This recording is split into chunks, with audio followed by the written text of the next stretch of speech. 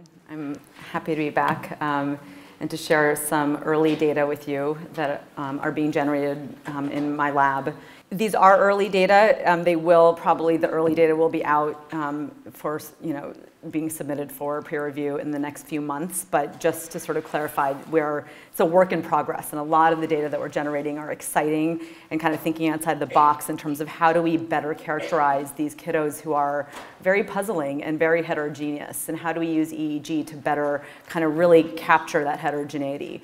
And to really, a parent said it to me last week, and I told her I was going to use the quote because it was perfect. She said, "You're just trying to crack the code, aren't you?"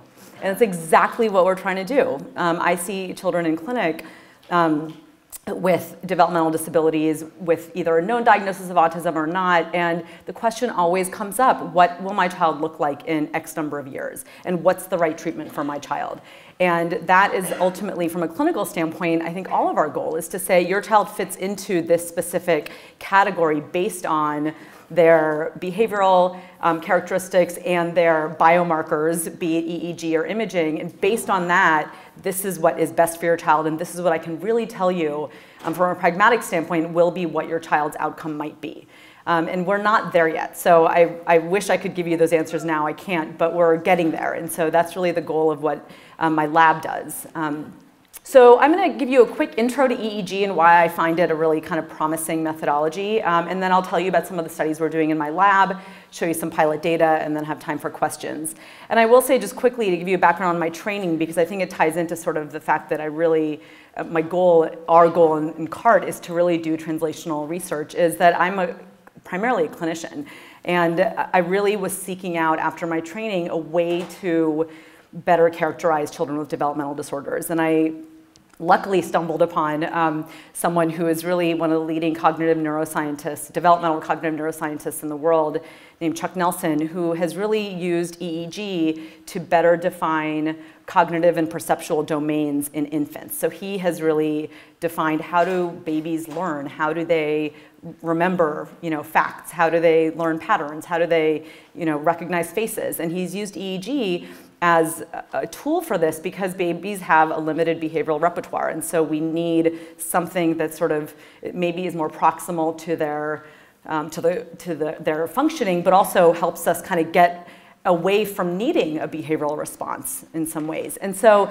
I really took that training and tried to apply it to children with developmental disabilities, because many of these kids also have limited behavioral kind of repertoires, even though they clearly can learn and can think, exquisitely. I mean, Connie always says, half of the children that we see who are nonverbal in our studies are very smart, but you do sort of the standardized testing and they don't test well, right? But we know that they have some ability, a lot of abilities, and so that's where I think the EEG piece is really promising. So what is EEG? So EEG is essentially a way that we can record the brain's electrical activity, right? So and the electrical activity is generated by the firing of neurons. Neurons are the cells in our brain that essentially communicate with each other, and based on that sort of connection, we generate a signal that's on the scalp.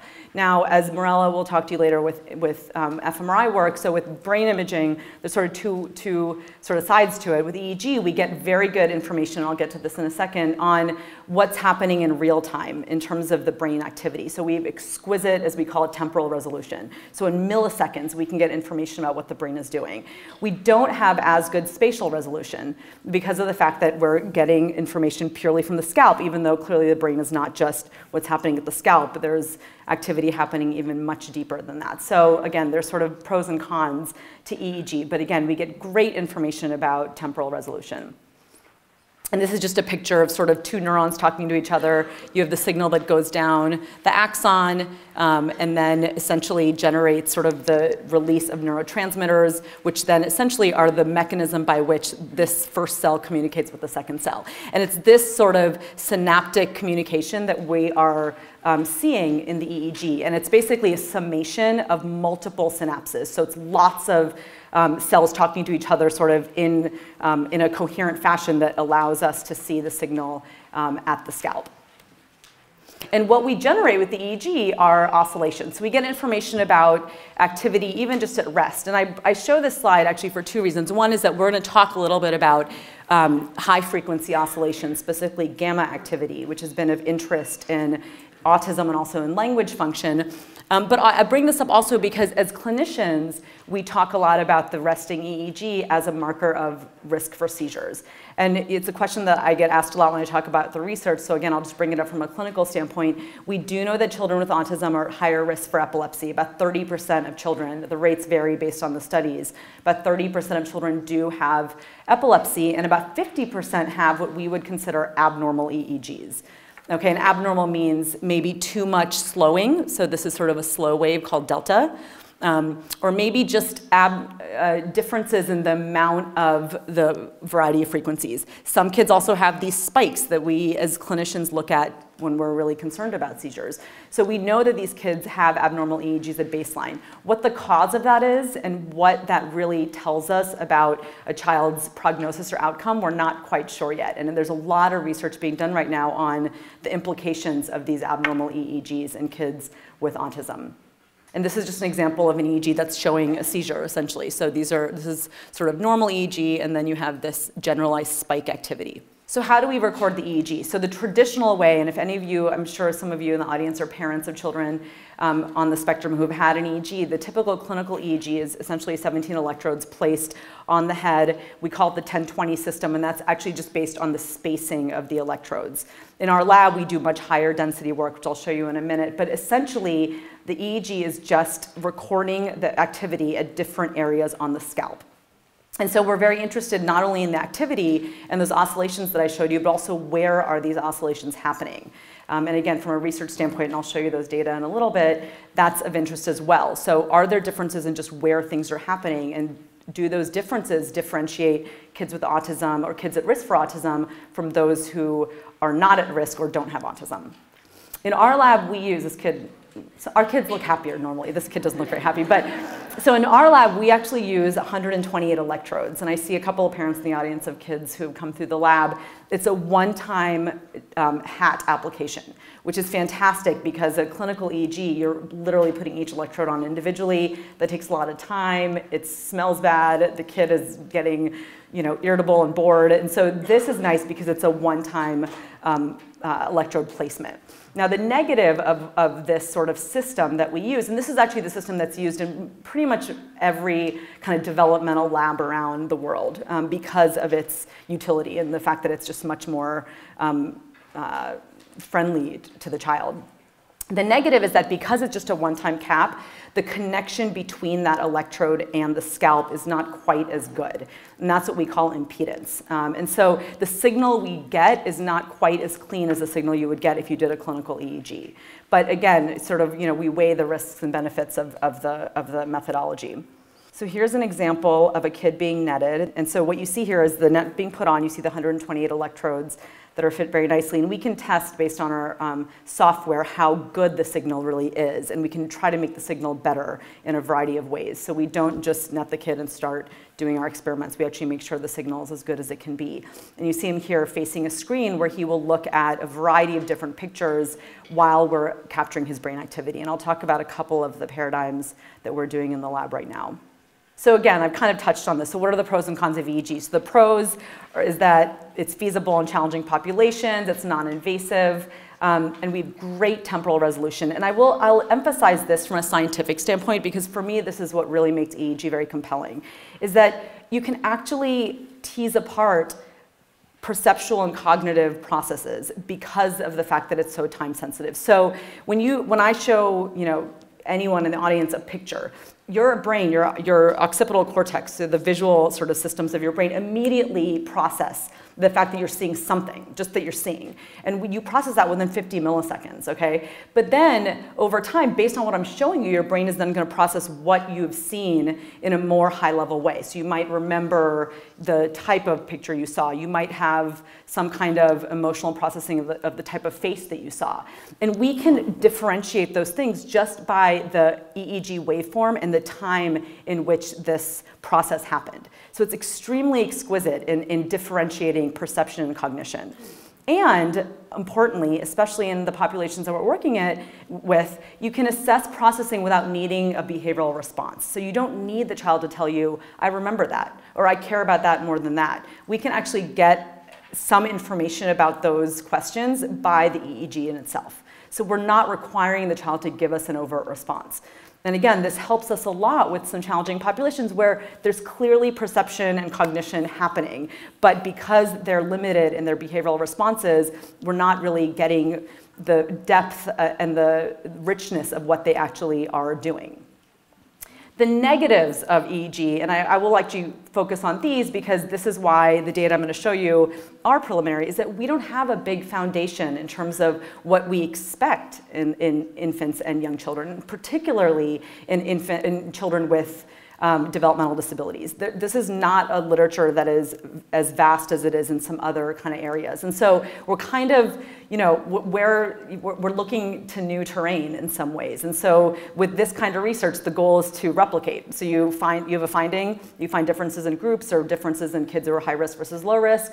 You replicate it and you say, you know what, this might be a marker. This might be an actual brain marker of impairment or dysfunction. And so from my standpoint, it's challenging because again, we don't have the same type of depth to draw from, but it's exciting. It makes the field really exciting, and it's why I think we're all very excited with this work in CART. So I talked about EEG and the oscillation. So within the EEG, so we put the net on the child's head, we do a bunch of stuff, and I'll show you a couple of the paradigms. We get sort of what their resting EEG looks like and what their EEG, what their brain waves look like during an event. But then what we do after the fact is we can look at the percentage of time a child's brain is involved in different oscillations. So I talked about them, so different frequencies, so either fast or slow activity or spikes.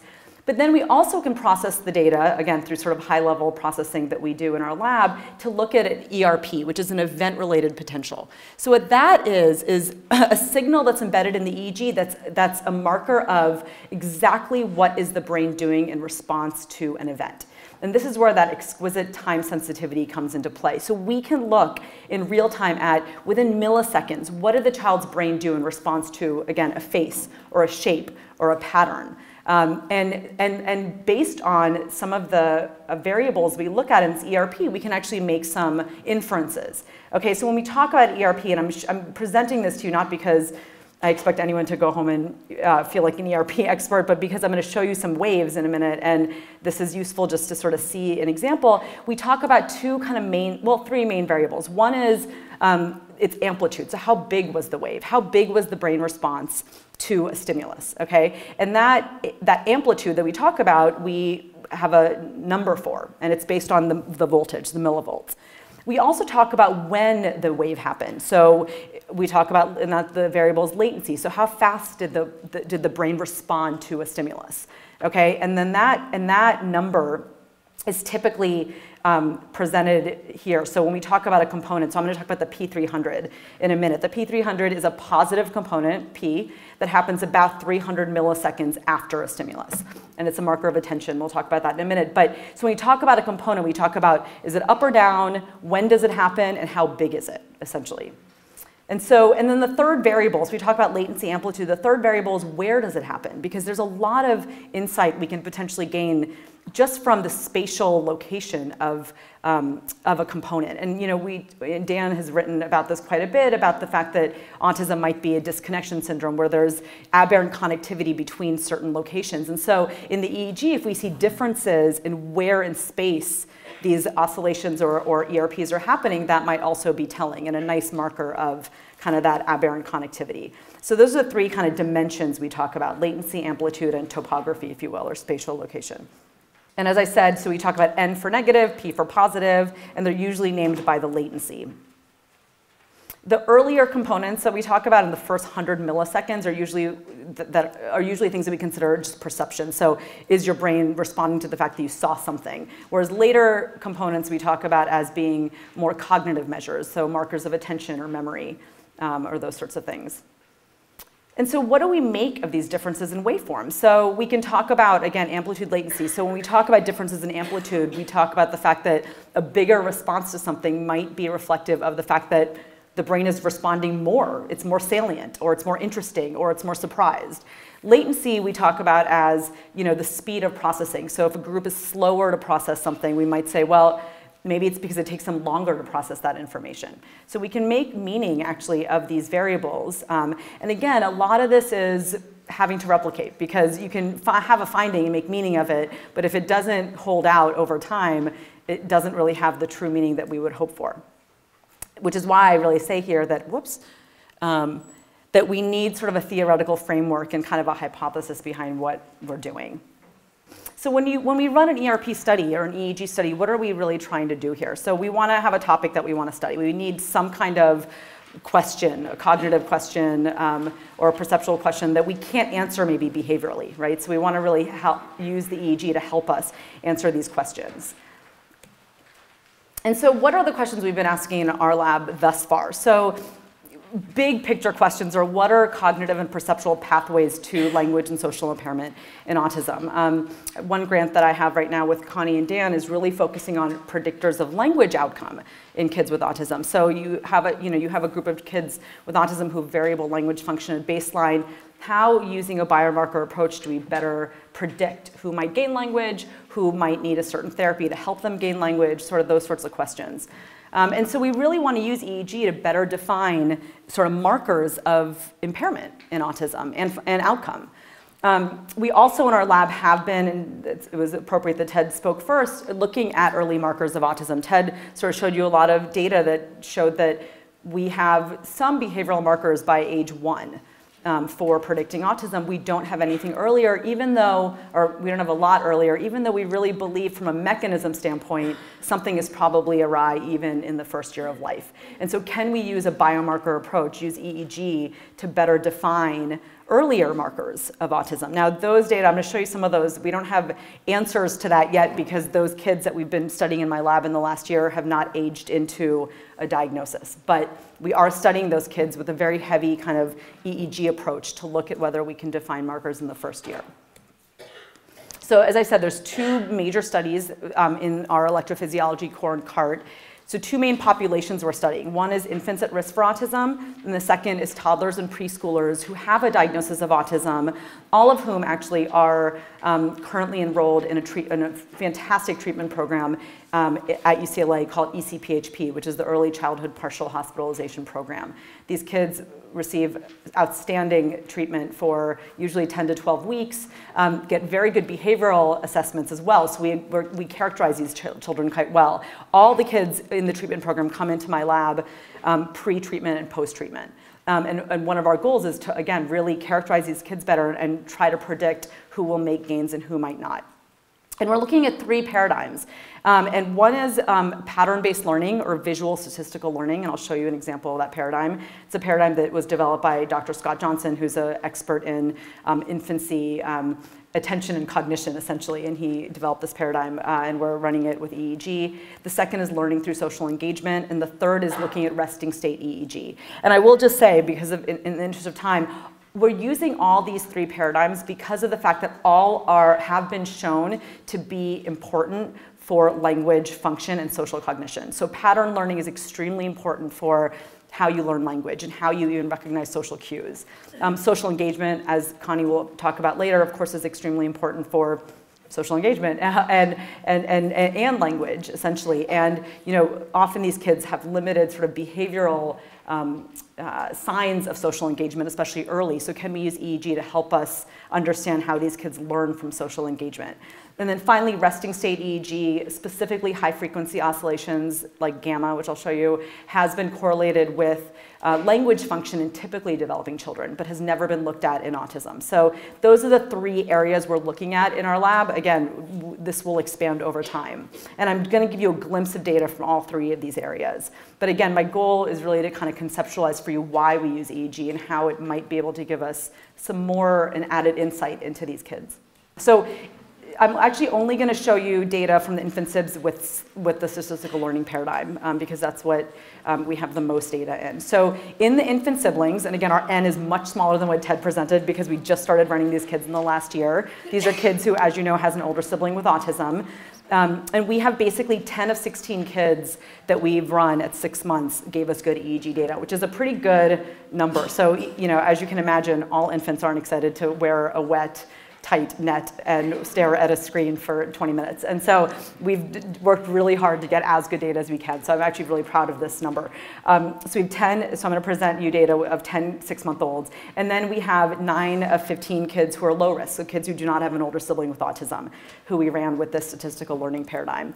So here's the paradigm, and again, this is courtesy of Scott, who developed it. So what the child is presented with, just looming shapes, but basically what we show them is in the exposure phase, they're taught 3 sets of shape pairs, okay? So each shape pair is shown 10 times. So they learn that, you know, red circles followed by yellow triangle. And so they're exposed to this. And then in the test phase, they're either presented with shape 1 followed by the expected shape 2 or shape 1 followed by an arbitrary shape 2. And what we can look at with the EEG is whether the kids differentiate the unexpected and the expected. So are they surprised? And if they're surprised, that's a marker of learning. It means they actually learned the pairs, right? So if they're expecting shape 2 and they see something different, they'll show a surprise. And we're looking specifically at one EEG marker called the P300, which is a component that's now, you all know since I gave you the ERP primer, a positive component, happens at about 300 milliseconds. And it's been shown in multiple studies to be a marker of not only attention, but also surprise. So if you're surprised by something, you show a differential P3 response. And so this, again, these are kids, the infant data are data on kids who we do not have diagnoses on. So here, this is actually collapsed across the whole group, and this is sort of more proof of principle. This paradigm has never been studied with EEG before, so we were actually really excited by these results. So the kids are differentiating as big groups. This is like the 10 and the 9 together. 19 babies at age 6 months are differentiating the expected and unexpected, and you see this based on their P3 right here. Okay, and again, this is just showing the stats behind that, but their amplitude is bigger to the expected versus unexpected. And then we went to look, and again, as you know, 20% of these kids go on to have autism, so that's not, you know, I don't think at 6 months we're really going to be, at this point, saying a lot by differentiating low and high risk. So then the question was, well, can we correlate their learning with their behavior? And so what we did is we did some correlations looking at their 6-month sort of IQ scores. And we do a Mullen, which looks at receptive language, expressive language, and visual reception. And what's really interesting is that we found, and this is again in all the kids, a very significant correlation with language. So the kids who learned more, so had a bigger P3 difference in condition, had higher language scores. Okay, and so this is what this graph is showing. This is receptive language. And this is what the P3 amplitude difference and then latency difference. So bottom line is kids who learn more, differentiate the two conditions more, show better language. So that's extremely interesting. And we, of course, are following these kids now, you know, continuing to follow them. We have a handful that we have 12-month data on, but none of the kids have aged into a diagnosis or not. Okay, so the same paradigm that I just showed you, we have run in, as I said, the preschoolers in the treatment program. We have 19 children with autism that we have run, who we have data pre and post treatment. So these are kids who are run at time point 1, they go through treatment, and we see them again 3 months later. So we have 19 kids who have that, and 15 of the 19 have great data. So that's, again, very exciting. There's very few ERP labs or EEG labs in the country actually working with toddlers and preschoolers with autism because they're a very challenging group, and we do a lot of legwork to desensitize them. We have training nets, the parents go home with nets, we show them videos, we have picture boards, all sorts of things to get them comfortable with the process of having EEG data acquired, essentially. And so we've been really happy with our results. The language function, so their average age is about 3 to 4 years, and their language function varies. So these are T-scores, so meaning a normal T-score is 100. So these kids range from very limited verbal abilities to very high functioning in their verbal abilities. And then we have 11 typically developing children who we also have data on pre and post, meaning we see them at time point 1, we see them 3 months later. Why do we do that? Because the question, we were seeing findings pre-post treatment, and the question is it just because the kids come to lab twice now and they've seen the same thing twice? So that's why we have typically developing age-matched controls to address that question.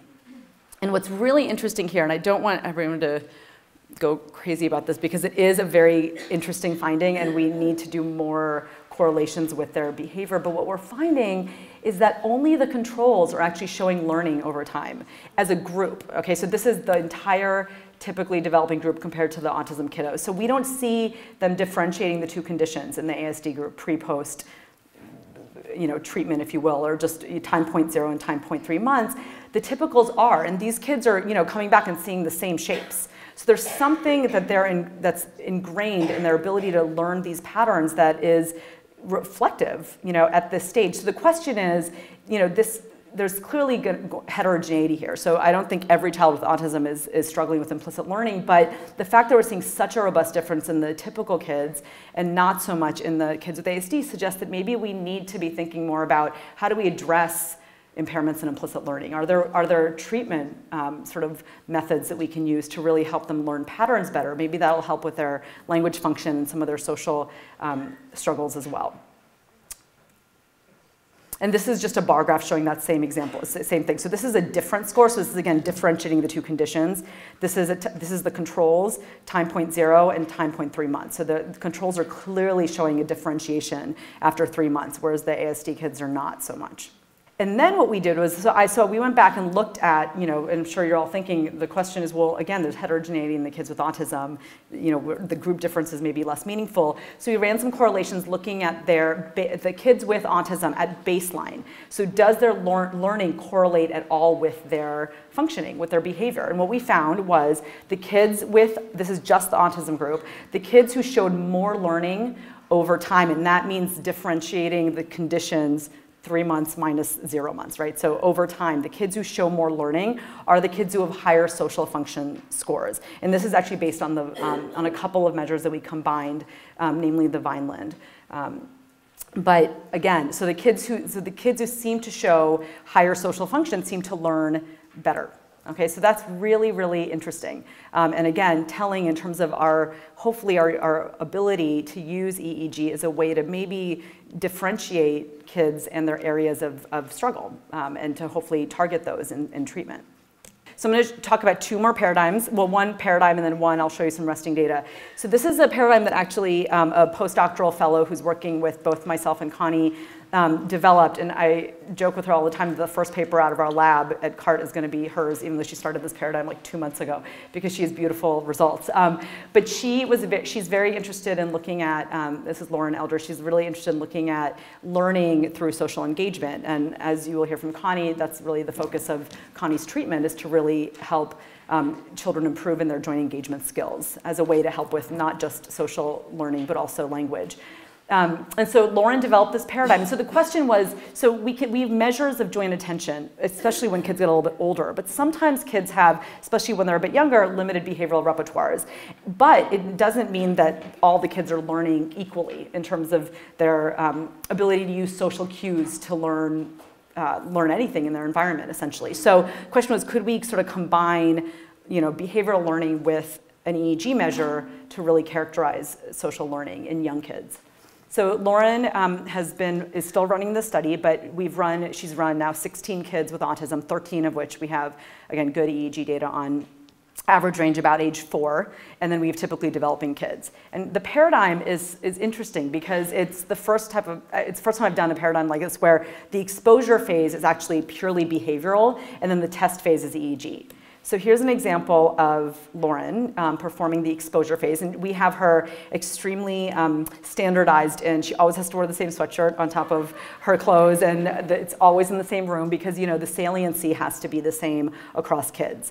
And what she does, I'll show you the video in 1 second, but basically she presents, and it's counterbalanced by kid, she shows kids 2 sort of types of toys, and they're counterbalanced for like their saliency and their coloring and all those things. But the first set of toys are presented socially. So she puts the toy down, you'll see this, and this child was not particularly engaged in the beginning, but you'll get the example of it. But she shows them a toy and she plays with them and the toy. She tries to use limited verbal cues, but she plays with the child and the toy. And then the non-social toys are presented extremely neutrally. So she gives them the toy and just sits back. which, as you can imagine, it's very interesting to watch what the child does, and I'll show you actually behavioral data as well. The typically developing kids often really struggle with the paradigm because they look at her like she has 5 heads when she gives them a toy and just sits back and doesn't say a word. So they're looking at her for social cues, for some kind of engagement. But that part is also of interest because in our kids with autism, you know, if there's variability and some kids are actually trying to engage with her more than others, that might help us shed light on why some kids are showing better learning with the EEG. So here's the exposure phase. The first toy she's presenting socially, so she's engaging with him. I don't have volume because you don't really need it. She doesn't really talk. She tries to limit her verbal cues with them. And she spends exactly 30 seconds per toy, and there's 4 toys per condition. So then they do that, and then they go into the lab, they wear a net, and what we do is we show them both sets of objects on a screen. And the question is, do the kids differentiate the social and non-social condition? So are they learning more about, are they more interested, are they more attentive to the social condition because they actually did learn from social cues? So that's really the question. So this is just an example of what the ERP piece looks like. And we, based on their brain activity, can just time lock their EEG response to these toys and just look at social versus non-social. And we're looking for a couple of components. Again, this is more specific, but an early negativity, the P300 again, which is a nice marker of attention. And then the NC, which stands for the negative component, which is also a really robust marker of attention that is mostly seen in infants, but we do see in young kids as well. And so here's just, this is all courtesy of Lauren. Sorry, I didn't put her name down here. But so these are her behavioral results just in the exposure phase. And a couple of things that are interesting. So in the typical kids, social engagement means how much they essentially attend to her. And what you see is that they attend to her less in the non-social condition because she's not engaging with them. So the typical kids tend to focus more on the toy. Okay? And whereas the kids with autism tend to be actually kind of stable across the board. They're not really, they're attending to her overall less social engagement as you see here, but they're also not really differentiating the 2 conditions in terms of their behavior. But both are pretty equal in how much they interact with the toy. So again, the difference is in their social engagement, not in their interaction with the toy itself. And what we see here, and again, this is preliminary data, and we have actually run stats, and it's significant. And what I'll just point out again is that, so look here, this is the N1, so an early negativity. This is the P300, and this is the late negative component. And the blue and purple lines are kids with autism, and the light blue and yellow are kids with typically developing. And what you see, and again, this pans out numerically, the kids with autism just aren't differentiating the conditions. So their P3 is not different here, their N1 is not different, and their NC is not different. But in the typically developing kids, you see a huge difference in their ERP waveform to the 2 conditions. So something about their engagement socially is actually seen in their brain response. And again, the N1 is happening at 100 milliseconds. So that quickly, we are seeing a neural response that differentiates kids with autism from kids who are typically developing. What we need to do, and again, this is a slightly heterogeneous group because this is a new paradigm, what we need to now go back and correlate, you know, amount of time engaging socially with the differentiation. So do the kids who engage more learn better or differentiate more? But these are really exciting results, and again, just showing sort of how we can really relate behavior to brain. And then finally, I'll end with this. So this is sort of resting state brain activity, which I'll give you a little background on. This is work actually mostly being done by a fantastic graduate student in my lab named Kevin McAvoy, who's been really interested in looking at high-frequency resting EEG in kids with autism. And so again, quickly, you know, when we talk about oscillations, and I showed you that slide way back when about the different frequencies, we talk about oscillations based on their frequency, so how fast do they occur. And there's been a lot of interest in the cognitive literature about gamma, so high frequency activity, because of the fact that it sort of reflects, we think, as we would call it, sort of, it essentially reflects connectivity between regions, and as we would call it, sort of temporal binding. So how does a brain, even in rest, kind of bring networks together to undergo either a task or even just during rest? And so there's been a lot of interest in high frequency activity, such as gamma. And so what we do, and a corollary to that, I have a slide on this, is that there's been really nice work done by April Benasich and colleagues that have looked at gamma activity, frontal gamma, and how it relates to language development in typically developing kids. So the obvious question was, well, how does it relate to language ability and overall function in kids with autism? And it really hasn't been studied yet, so we've been gathering those data in our lab as well. And so what we do during rest, and so rest is hard, as you can imagine, for a preschooler, because you can't just stick them in a room in the dark and say, rest for 5 minutes. So what many labs have done is actually had a live person blow bubbles. That's raised a lot of sort of controversy because technically a live person blowing bubbles is social. And so the question is there if you're seeing differences, is it because they're actually exposed to a social stimulus? So we kind of modified the bubbles concept by showing a child bubbles on a screen. So this is what the kids see. So the child, when they first come into lab, before they do the ERP paradigms, they sit for 2 minutes and they just watch this. And so that's rest for them, and they actually like it. And so what we find is that, so these are kids, again, pre-post treatment, don't worry about that so much. Look at the bar graphs. These are just kids with autism, and these are just an example of 6 kids. But you see a lot of variability, which is what we would actually expect at some level, because we don't, again, autism is so heterogeneous. But pre-post treatment, this is gamma power. This is amount of high frequency activity in the frontal regions. And we just see, again, just Gestalt, as you can see, some kids have much lower power, some have higher power. What was interesting is we actually then looked at language function and found a really fascinating, I think, and exciting correlation between language function and gamma power. So this is a group, sorry, I didn't give you all the numbers. It's about 15 kids in each group. So we have more resting EEG data than we have ERP data on these kids, because every kid will wear a net and watch bubbles, staying for the implicit learning paradigm and that sort of thing. Some kids drop out by then, but we have a lot of resting EEG data, and what we find is, again, just pattern recognition. These are kids just pre-treatment. These are kids with low language function and high language function, and just based on their standardized testing. And we find that we can differentiate the two kids based on their absolute gamma power. So the kids with low language show higher gamma power frontally. What's really interesting to me, and it's something that I've been grappling with, is that this pattern is the opposite of what you see in typically developing kids. So typically kids who have higher language function actually show higher gamma power. So we're seeing a very clear pattern that's significant, but the direction of the difference is different in kids with autism. And again, because there isn't a lot of normative literature on this, it's something that we need to just keep looking at and replicating.